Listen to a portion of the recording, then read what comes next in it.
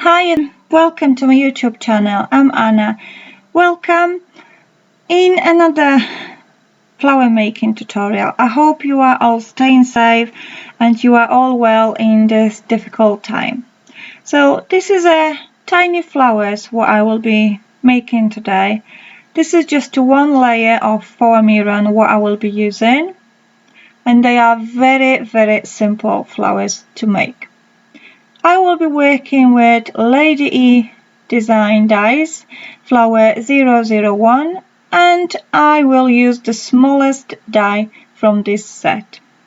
So I have my foamiran already cut, and I will be working with archival ink. I like to work with archival ink because it doesn't stain your fingers and the color doesn't fade out when you're working with iron, because that's the way how you're gonna shape those flowers. So I'm just inking the edges of my petals. I'm not really concentrating where and how I'm putting ink. I'm just inking like 1 or 2 petals, not thinking too much, and I'm only inking the top layer only. Now I have my iron, just the ordinary iron. The steam is off and the temperature is between 2 and 3 dots, so it is quite high.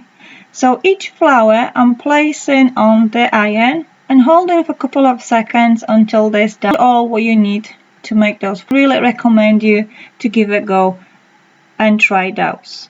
Now you don't have to use pink ink. You can use blue, you can use yellow, green, orange, whatever color you want. This is entirely up to you. If you prefer to use any other mediums to add the color to your flowers, like maybe gelatos, like maybe distress crayons, maybe distress ink, feel free, the choice is yours. I personally like to work with archival inks. So when all my flowers been warmed up and shaped on the iron, I'm gonna add the stamens to my flowers. So let's do it. Let's show you how simple those flowers are to make.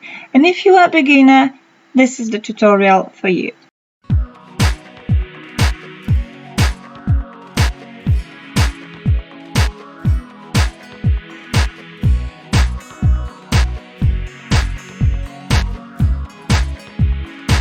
So I'm using the poking tool from Tonic Studio. This one is designed by Tim Holt.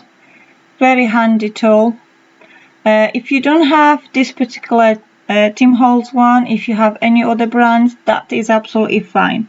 All you need to do, you just have to make a hole in the center of each of your layer. And I like to work with the kitchen sponge. You can use any other sponge underneath just to help you with making holes. And look at my stamens.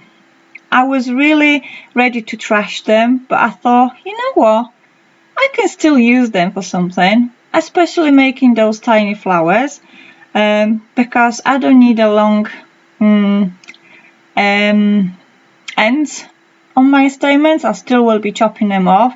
So I thought, let's use them. Let's use them for these flowers. So I will be working with 3 stamens. So I'm just attaching them on this tiny wire, like so. I'm not really thinking too much of the length of my ends, how they are going. I just need to pull them through each of the layer of my flower. And the next step, what you need to do, you need to add a bit of a glue to position your stamens.